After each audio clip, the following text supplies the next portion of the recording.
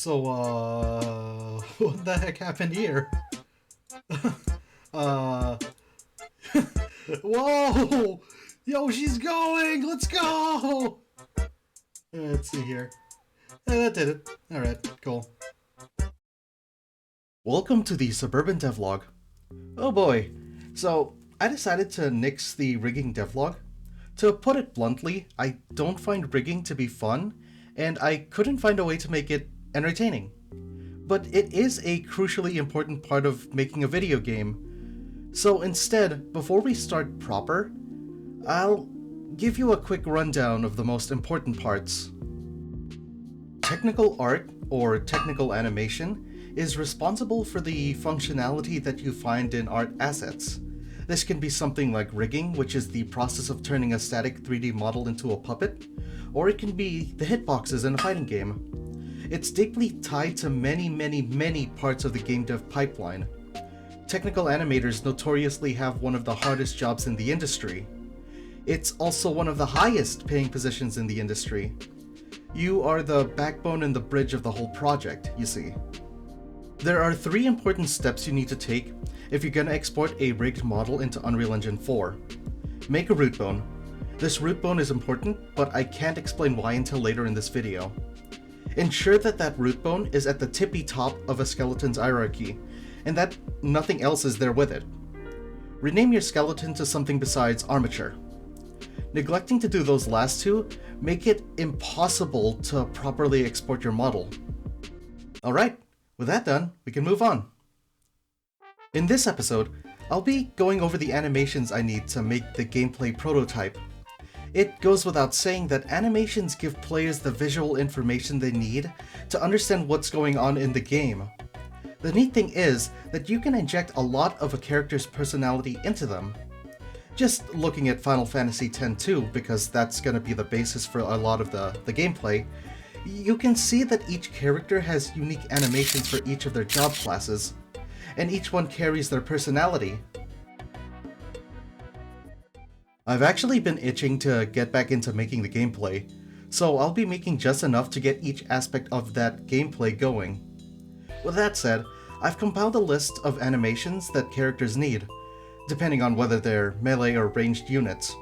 Every character needs a combat idle, a hit stun animation, an attack, a casting state, a cast animation, and a dodge.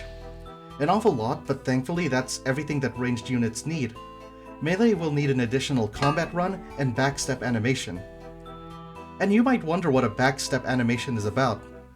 I'm not sure if it's intentional or not, but melee jobs in Ten-2 don't return to their original location after an attack. Instead, the character will leap backwards and start counting down to their next turn. I actually like how it functions, since it makes combat flow a lot faster and smoother. Melee attacks, dodges, and backstep all use something that's called root motion. This is what the root bone is for. See, your whole character actor in Unreal Engine 4 is dependent on the main parent bone of a skeleton, your root bone. It carries all the collision data for your actor. If you were to run at or collide into a wall, you'd expect to be stopped by it. Root motion allows you to move along the X and Y axis while performing an animation. For the best visual example of what goes on, let's take a look at one of my old projects. Here we see a Devil May Cry Stinger-style attack.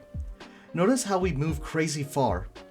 Now check what happens when I remove the root motion. Not only can I move around, but my position doesn't translate. My model returns back to me, and it can even go through walls. Animations that require locational movement require a root motion. By the way, you know how I was complaining about technical animation?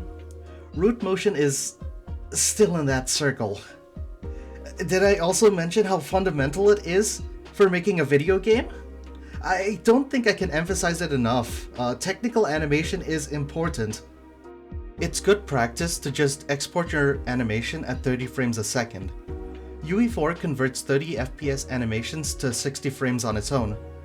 Something, well, strange happens when you export an animation file carrying a 60 FPS animation.